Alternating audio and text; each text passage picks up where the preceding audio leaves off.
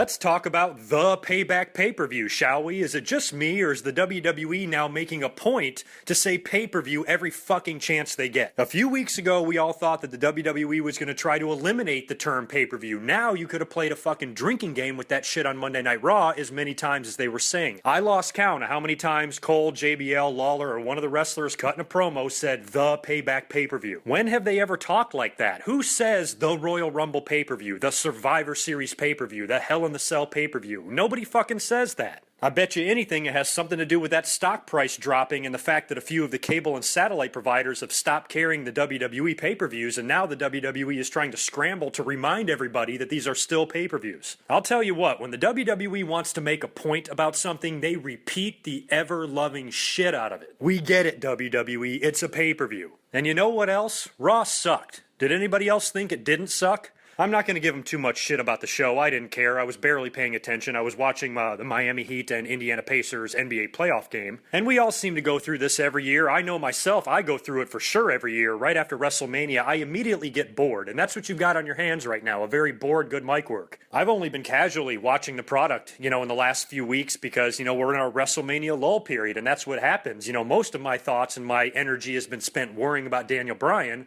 and hoping that his health and his career is going to be okay. And speaking of Daniel Bryan, what did we learn on Raw about the Daniel Bryan World Heavyweight title situation? Not a goddamn thing. They had a pointless promo where Stephanie McMahon brings out Daniel Bryan, full-on neck brace, the whole deal, brings him out to the ring and says, Daniel, you need to do the right thing. You need to surrender the titles. Long story short, Daniel Bryan says, no, completely defies the authority. Well, let me ask you this. What I don't understand in the storyline is that why is it up to Daniel Bryan? If he's injured and the authority is so powerful and they can just hire and fire people whenever they want, why is it Daniel Bryan's choice whether or not he, surrenders the title or not? When does it ever work like that? Usually if they ever do a title stripping, the authority role figure can just do it without permission from anybody. So Daniel Bryan, of course, says no. I don't understand why Stephanie just didn't say, okay, you say no, well then fine, you're booked in a match tonight against Kane. And if you can't compete, then you forfeit the title. To me, it would have just been an easy fix. But instead, they're going to run the angle where Stephanie says, fine, you don't want to forfeit the title? Then this Sunday at PayBack, at the PayBack pay-per-view, remember, it's a pay-per-view in case anybody fucking forgot. You're going to have to show up and relinquish the WWE title to me, and if you do not, I am going to fire your wife. Just when I thought they were going to leave Brie out of it, after that horrible segment a few weeks ago with the car and Kane and the shit not starting and her horrendous screaming, I thought they were going to leave her out of it, but no, now Daniel Bryan either has to forfeit the title or his wife is fired. So I guess the ball is still in Daniel Bryan's court. I guess somehow with all of these authority figures,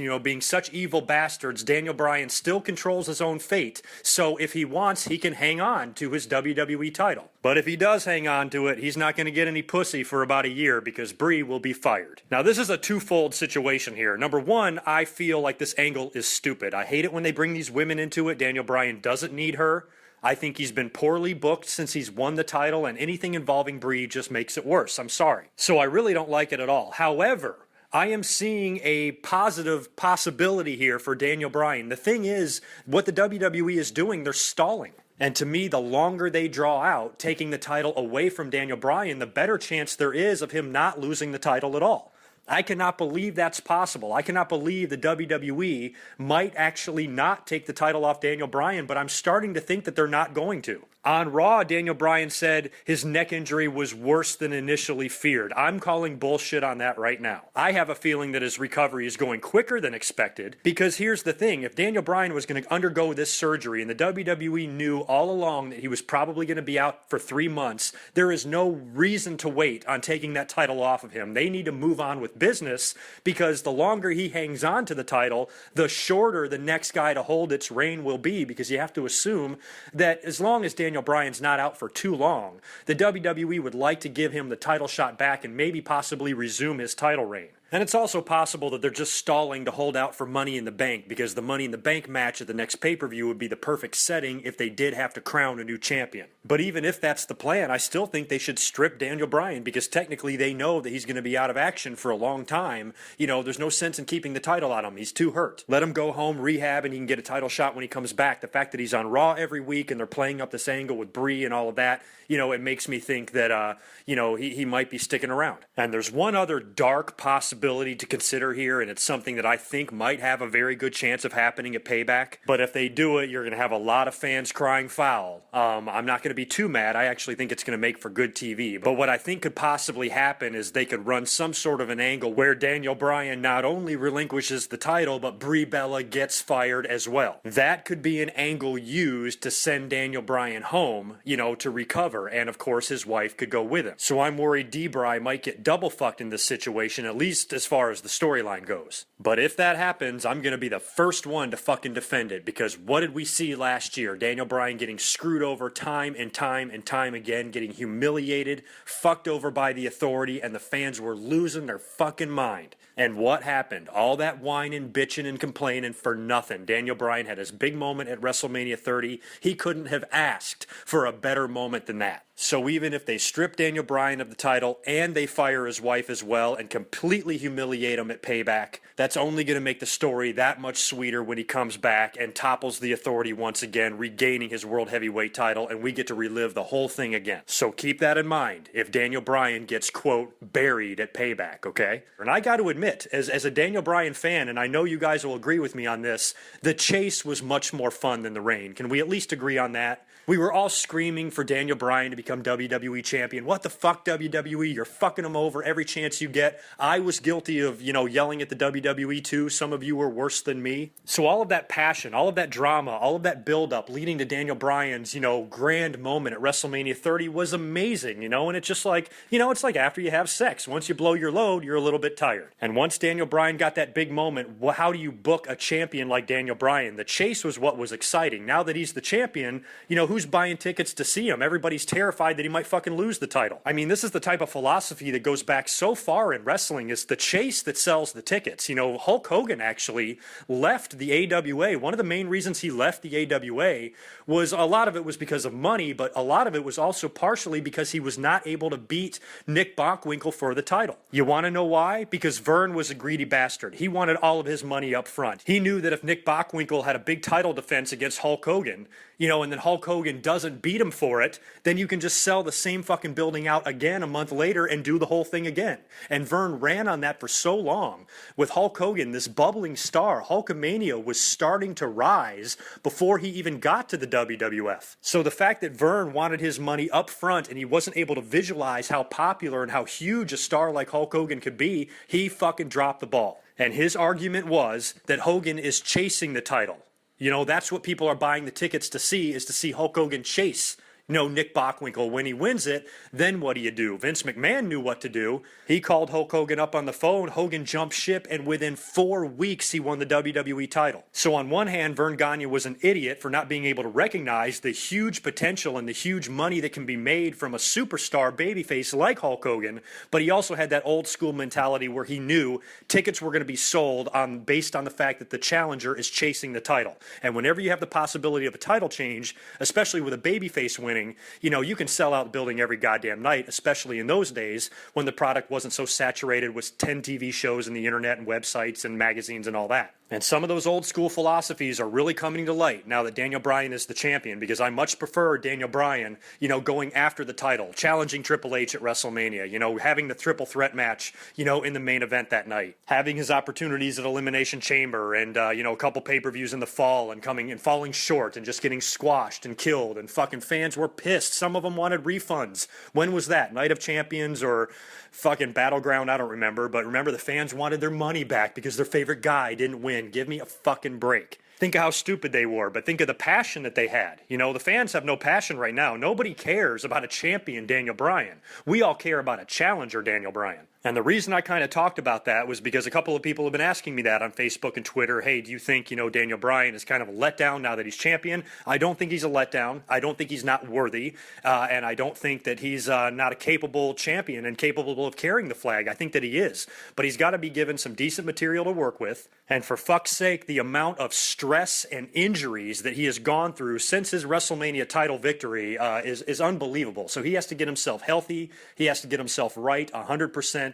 And if he can go at 100% and a million miles an hour and work that schedule that only a WWE champion can, I think he can have a very successful title reign. And if they do in fact send Brie Bella and Daniel Bryan packing, they got a perfect storyline in to bring them back. because poor little Brad Maddox got his ass fired. And you gotta think, if they're gonna bring in a new GM, then the new GM can just hire back. And as a matter of fact, I don't even want to see a new GM. That opened the show, right? Stephanie and Triple H came out and then brought out Brad Maddox. I forgot what he even did that pissed him off. Oh, yeah, that's right. He made the Shield. That was the funniest part about that promo, by the way, of Stephanie and Triple H calling out Brad Maddox. Triple H is pissed off at Brad Maddox because he explains to him, hey, I said nobody can be out here unless they're in an official capacity. I made Randy Orton the guest timekeeper. I made Batista a guest whatever the fuck, and I was the guest ring announcer, and you fucked up by allowing the Shield to be guest commentators. And he's all pissed off because Brad Maddox made a decision that caused him to get his ass kicked. And what was funny about it is that the ass kicking was a fair fight. Brad Maddox didn't do anything to disadvantage the Shield. All he did was even up the odds. You got 3 Shield guys now against 3 Evolution guys. Triple H was essentially burying himself, saying, I'm pissed at you, Brad Maddox, because you didn't allow me, and my friends to have a 3-on-1 advantage against some fucker. And you let his friends come down there and even up the odds. That means you're fired. That's not best for business and blah, blah, blah. So they call out Kane, who comes down and beats the crap out of Brad Maddox, and then Stephanie gets right in his face and says, you're fired. Which is good. Why the fuck is Brad Maddox the GM to begin with? Why the hell do we even need a GM? What's the point of having a general manager if the real general manager is Stephanie and Triple H? They're out there flapping their gums every fucking week anyway. Why do they have to have somebody else in an authority role when they're already the authority? They're there every fucking week. I know sometimes they have a show where they're on vacation, and then the GM has to run things while they're gone, but really, you don't fucking need a GM. And I wouldn't worry about any speculation about who the new GM is going to be. It's not going to be anything earth-shattering. Look who the previous GM was, Brad Maddox. Who the fuck is Brad Maddox? Apparently, he's a wrestler, and now that he's finally fired after this long stint as a GM, maybe he'll actually get in the ring and have some matches now that this whole storyline seems to be over. Let's see, what else happened on this stupid Raw? Like I said, I was paying most of my attention to the basketball game, but I did direct my attention back to Monday Night Raw at one point, and I see an in-progress match between Drew McIntyre and El Torito. What the hell did I miss? Why was that happening? What explanation did they give for the match happening? And why were the Matadors on the outside of the ring doing nothing to help the little guy? I'll tell you why, because the little guy didn't need any help. He beat Drew McIntyre. Yep, that's right. A midget beat the chosen one. Okay, WWE, whatever. Just start a goddamn minis division. They get their hands on one midget that they like, and all of a sudden they have to, involve them in everything now. A mini division is actually a good idea. That shit was very entertaining in the mid-90s when they did it. I think WCW and WWE each competed for the minis, because I remember the same guy, I think it was Mascarita Sagrada Jr., who they called Max Mini in the WWE. He wrestled Raw and Nitro.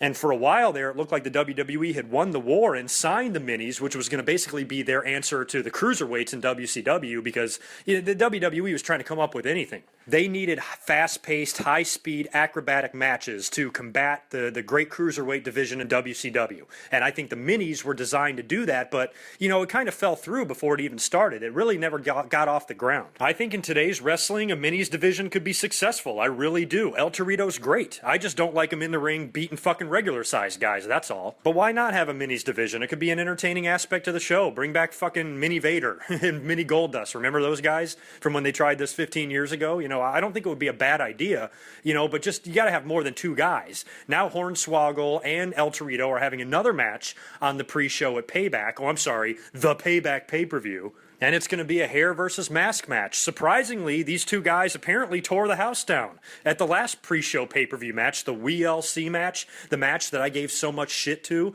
I still haven't even seen the match, but the reviews on it have been amazing. I really need to go back and watch that match because I cannot believe how many people put the fucking thing over. I mean, the midgets are good athletes. They're better than the divas. They're more entertaining than the divas. They're more capable in the ring than the divas. And if you put them in there with guys their own size, they can have very good matches. So, I'm all for it. I was also revolted by the couple of Divas matches they had, although I do kind of sort of like Alicia Fox. I don't even know who she is. I know she's been with the company for a couple of years. I even think she's won the Divas title, but I am very, very unfamiliar with her. I hardly remember anything she's done. But this angle that they're doing with her going a little bit crazy, and being unpredictable and, and just being a rattlesnake, basically, I kind of like, and she's hot as hell. And if they're going to give someone like her the title or a run at the top, fine, whatever. I got my first look at Bo Dallas in the WWE, and I've been really impressed from what I've seen from Bo Dallas in the ring on NXT, but I gotta say, I got another Adam Rose on my hands here, you know? So Bo Dallas is coming out there. He's ultra positive.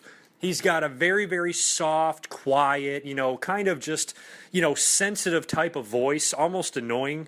Deluxe Man, I'll mention you, by the way, because I read one of your tweets during the Bo Dallas match, and you were saying something to the effect of how he reminds you of John Cena. And I think basically you mean that in what he says and what he stands up for. Believe in yourself, never give up, and all that other nonsense, you know, sounds a lot like John Cena. To me, it seems like maybe they're running a spoof on themselves. My last commentary was acknowledging the 15-year anniversary of Owen Hart's death. Remember when they made Owen Hart the Blue Blazer the second time in 1999? The whole thing was designed to kind of be a spoof on, I don't know, Sting or the Goody Two-Shoes in WCW, because Owen was saying things like, take my vitamins and drink my milk and all that shit. So maybe with this Bo Dallas character, they're almost making fun of themselves a little bit. I don't know. But just like Adam Rose, he sort of rubs me the wrong way, which I think is exactly what he's designed to do. He's designed to say nothing but positive things and give positive thoughts, but yet he's supposed to be hated by the audience at the same time. He's so stupid, delusional, and arrogant that you just have to hate him, you know? So the character,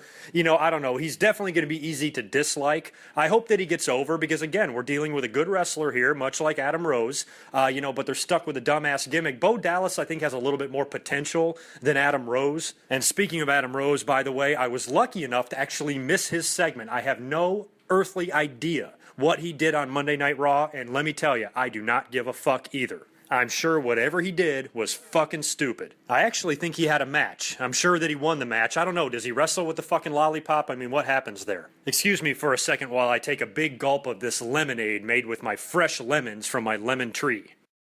That sweet, sweet lemon flavor. Actually, what this beverage needs is some lemon vodka. I'm sure my wife keeps that shit around here somewhere. Have I made it all this time without talking about John Cena? Holy shit. John Cena also has a match at PayBack, and guess what? I have an asterisk next to this match, because I think so far in the Bray Wyatt-John Cena feud, we haven't had a good match yet. I don't think their WrestleMania match was that great. I didn't like their match at the last pay-per-view, and now they're having a third match, and none of them have stole the show. John Cena's no Shawn Michaels, he knows that, but he's proven time and time again that he can have good matches with certain guys in certain feuds. I mean, he's had dozens of them. But so far, he hasn't really, you know, stolen the show with Bray Wyatt. And the fact that Daniel Bryan is not wrestling, and they have this title limbo going on, you know, with his neck injury and the whole situation with the Authority and Kane and all of that. The Shield and Evolution have been busting their ass every week and on the last pay-per-view to steal the show and make the whole show great. You know, it's up to John Cena and Bray Wyatt to have a kick-ass match here. Otherwise, this feud, you're not going to look back at this feud. Well, maybe you will, because the mic work and the promos have been unbelievable. And some of the things Bray Wyatt has been doing, and the singing and the children and all that's been great stuff. But I still think you have to follow all of this great stuff with a great match in the ring. And to me, I don't know, so far they just haven't had one. You know, John Cena, I'm telling you, he can have a good match. This is the match I think that both of these guys need to step it up, you know, and just work on whatever chemistry issues they might be having. You know, get that shit together and have a great fucking match, because the pay-per-view desperately needs it. They need a moment.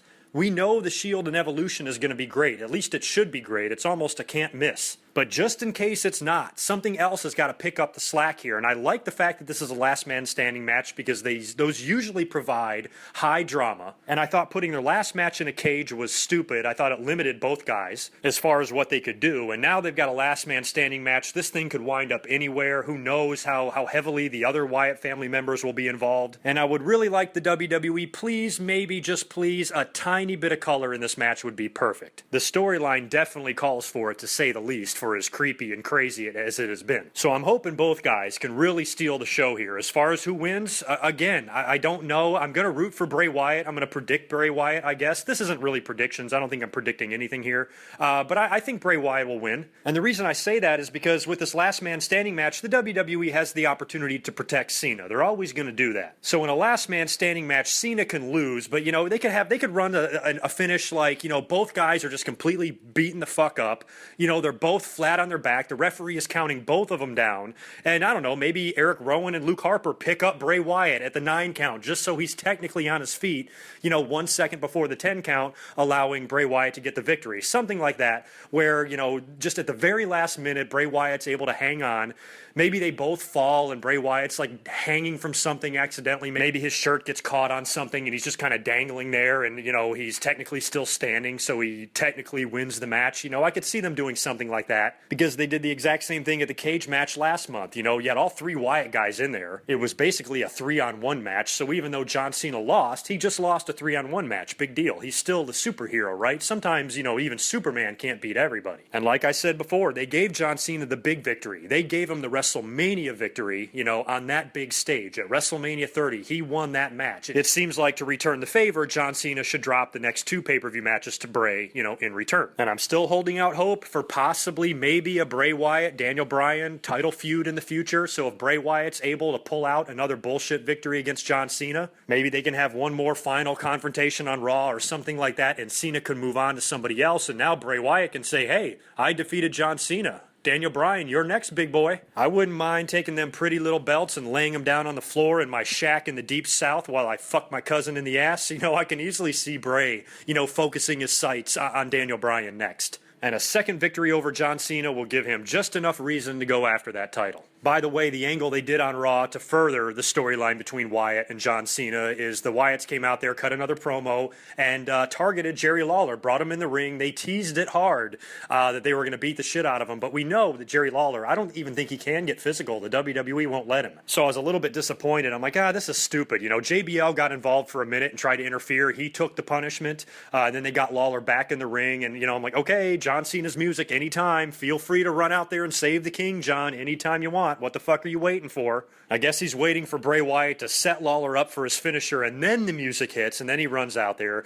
It was just, you saw that coming like 2.5 fucking miles away. Shield and Evolution, they had a confrontation too. This was a contract signing, which I actually missed. I had to go back and look at photos and watch the WWE's YouTube clip. I haven't even seen the full segment. They had the big brawl. Evolution, got the better of the Shield and triple powerbombed Roman Reigns through the table, giving the Shield a taste of their own medicine. I like that a lot. Evolution was dominant earlier in the night. Randy Orton, Batista beat the Rhodes brothers, so they were already looking strong. And then they come out there and decimate the Shield, in the closing segment of Monday Night Raw. I don't know what the deal with Batista is. A lot of people are saying that he's going to be taking time off after this pay-per-view to go promote his movie. If that's the case, then I actually see the Shield winning, considering that Batista might be taking some time off and considering how strongly Evolution was booked to look on Raw. I was almost thinking that Evolution would win since the Shield won last time, but, with the way the storyline is playing out, with Batista possibly leaving, they have to have an explanation for him leaving. So is he going to get injured in the match? Is there going to be some dissension within Evolution during the match? Does Evolution lose and then Batista gets pissed and comes out on Monday Night Raw and leaves or quits again the way he did a few years ago in some sort of a temper tantrum? And then Randy Orton can go back to doing what he's doing. Triple H can go back to being the co-authority figure with Stephanie, and I don't know, maybe even targeting Daniel Bryan or whoever, the champion is if they choose to take it off of him. They could go a lot of different ways. So I'm starting to think that all signs lead to another Shield victory. That's great. You know why? Because the Shield's my favorite wrestler. Fucking love those guys. And if they're going to start pushing Roman Reigns or any of these guys individually anytime soon, it seems like,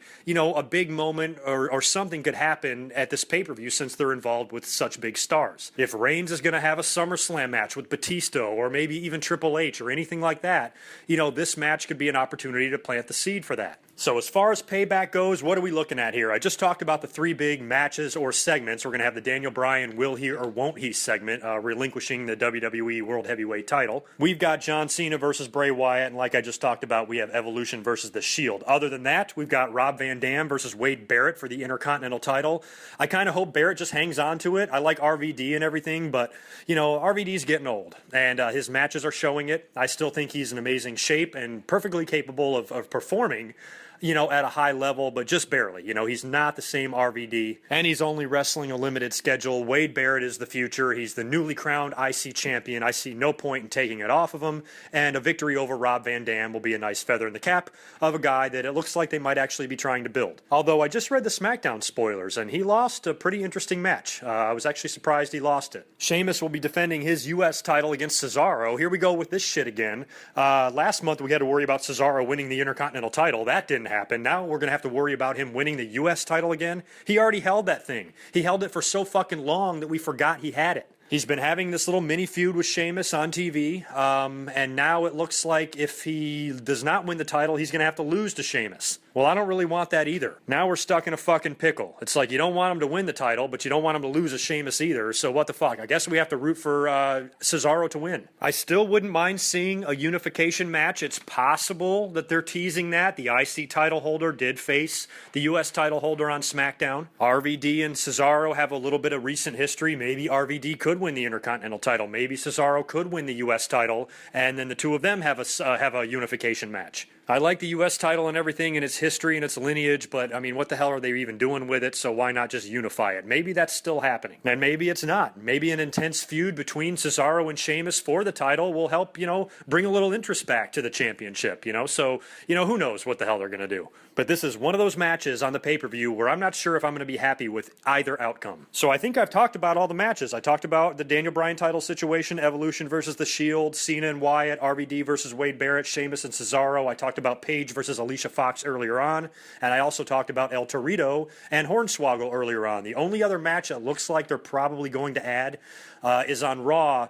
What did Big E do? Something with Rusev. Rusev had the match against Zack Ryder, another fucking match of the year candidate.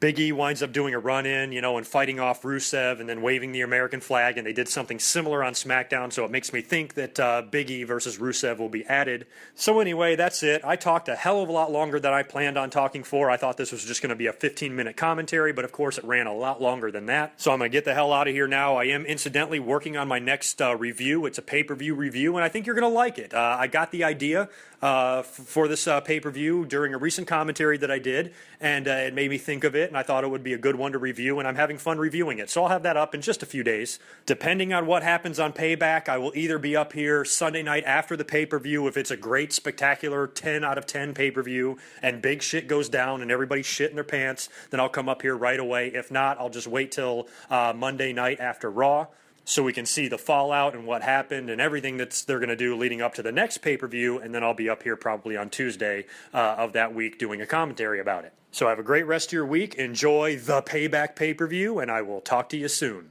Peace.